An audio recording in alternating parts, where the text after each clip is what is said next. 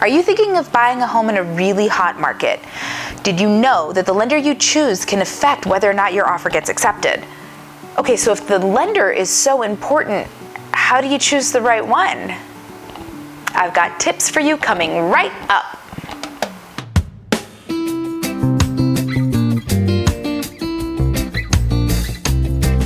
Everyone, I'm Simone Koga with Compass. I'm a real estate agent in the San Francisco East Bay. I live and work in Oakland, Berkeley, and surrounding communities. If you're interested in learning more about that East Bay life, make sure you subscribe and follow along. So you're wanting to buy a home in the San Francisco East Bay, and you need a loan. Most people do. So how do you choose which lender? There's so many of them out there, and aren't they all the same? No, honey, they are not all the same. And the lender you choose can really make or break the deal. From, your point of view, you want to make sure you get a really great rate, that you've got a lender that is communicative and that works on time. But there's some concerns that the seller has about your lender too. And since it's really a seller's market right now, you need to be able to put yourself in their shoes and assuage them of their fears, right? You want to make them feel comfortable with your lender, and they want to know that they're actually going to do their job. I've got 5 things that you should keep in mind as you're choosing a lender. Number 1, are they local? A local lender will know about what the local customs are, who typically pays for what point of sale ordinances there are, the type of closing costs that you're likely to encounter in the area. It's not the same everywhere. As you may have heard, real estate is all about location, and each location has their own customs. And that can really slow somebody down that isn't used to working with our customs. I've worked with out-of-state lenders that had a different definition for closing. So when they said, we can close in 30 days, I said, great. You know what? They couldn't close in 30 days. They could do some things in 30 days, but they weren't the things that we needed to be done. So using somebody that is local and knows the local customs is really important. It's also important for, reputation. If a listing agent has never heard of your bank or lender, they might have some hesitancy about whether or not they're going to be able to get the job done. And it's not based in nothing. We have all, as agents, worked with lenders from out of the area that have just caused us to prematurely go gray. I mean, it can be really stressful. The financing portion of a transaction is usually the most complex part, and working with somebody that you don't have any faith in can be really difficult. Okay, so the second thing you want to look for when you're working with lenders is, what are their turn times? How quickly can they close?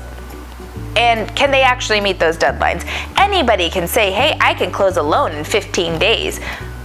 But if they can't, and you're in the middle of a transaction and the seller's upset that you haven't closed on day 15, you're gonna be in hot water. Watch out for lenders that promise really fast closes but don't have the track record to be able to back that up. But you also wanna look out for lenders that have no idea what is normal in our area. So around the country, I've always worked here in the Bay Area, but I've heard that in different parts of the country, a 45-day escrow is totally normal, and maybe even a 60-day escrow, not completely out of the ordinary. I've never had a 60-day escrow here. I've been working in the Bay Area over 9 years now, and 30 days is considered kind of slow. Now, right now, this is a COVID, exception. 30 days is becoming a little bit more standard because so many things are just out of whack in 2020, but generally speaking, lenders used to do transactions for single family houses in as little as 17 days. 17 to 21, and certainly by 25 days, that was kind of the typical window for something to close. So if you're coming in with your offer and it's beautiful and it's got a great price, but your lender is saying he needs 45 days to close and everybody else is closing in 21 days, you're going to be at a disadvantage. Faster is better, and when they've got plenty of options for quick closes, they might not choose your slower closing one, even if you have a really good price. I've seen it. Okay, the third thing you want to look for when you're looking at lenders, do they do custom pre-approvals? Okay, so let's say you are pre-approved, you've gone through the pre-approval process with your lender, and they say you are approved for $1 million. Here is your pre-approval letter. Wonderful, I've got $1 million and I can tell people I can buy their $1 million home. Well, what if you happen to find a home that's like $900,000. And you're like, you know what? I only want to offer $900,000 for this home. I think that's what it's worth. Great. But now you've got a letter that says you're approved for $1 million. I don't know if that seller might not come back and say, excuse me, I know you wrote 900, but we would like 950, please, and we know you can afford it. You don't want to show all your cards, right? So you want a lender to write a letter that's going to match the offer that you're making. Not every lender will do this, but it really, really is helpful because then your offer is matched with the pre-approval letter, and you're not telling people how much you might actually have.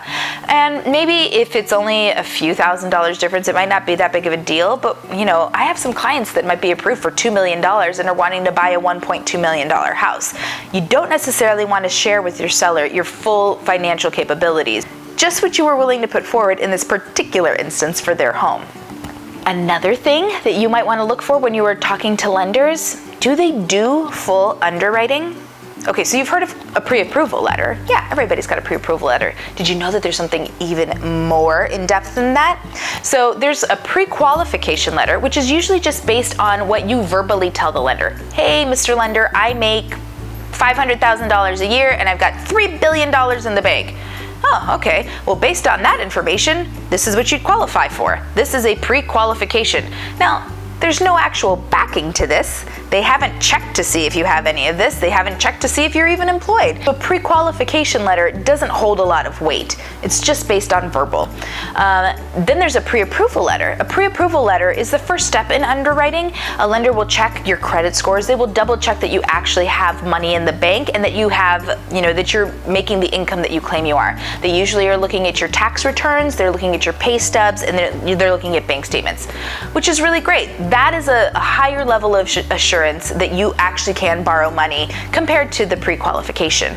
So a pre-approval is better, but there's something even stronger, and that's being fully underwritten. There are banks out there that can do a full underwriting of your file, and they basically look at everything. They want to know, your past rent. They want to get verification on 1,000,000 different things. And it's really in depth and it takes a long time, but that's what they're going to do when they go give you a loan. So some lenders will do that early in the process so that you can go to a seller and say, hey, not only am I approved, I have been fully underwritten. I am getting this loan. I will get this loan.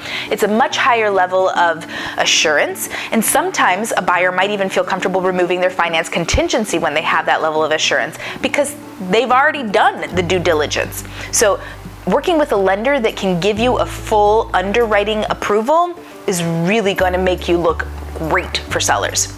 Another thing that I really like to look for in lenders, are they willing to call the listing agent? When you submit an offer, I as your agent, I'm going to call up that listing agent. I'll try to get face-to-face with them, pre-COVID. I'll try and get face-to-face with them and talk you up and let them know how well qualified you are and how amazing you are and how much you want the home. That's great on a personal level, but it's really, really great if your lender picks up the phone and calls the listing agent with your permission and says, hey, just so you know, we have really dug deep on these people. We have done a full underwriting approval on them. We are familiar. I don't know why I'm holding this phone. Nobody even holds phones like this. We're familiar with them. We know the local market really well. These are solid buyers, and we're a solid bank, and we're going to get this done. I have gotten that call myself as a listing agent and been very impressed with those particular buyers. It gives another layer of assurance that this transaction is going to go through. Really, it all comes down to reassuring the seller you're not going to flake. Something's not going to change because all the hard things have already been done. The lender is like a solid player and you are a solid buyer. They're not going to have to worry about putting their home back on the market because you fell out of contract for a financing reason. They want to work with you. They want to take your offer because they know it's going to be seamless. And that's what you want, for the seller to think that your offer is the best one out there and that you are going to see this transaction through all the way to the end. Now, did you find this information helpful? Because if you did, I think you might like this video as well. And make sure you subscribe to follow along about That East Bay Life. I've got new videos coming out every week all about living in the East Bay. I'll see you next time.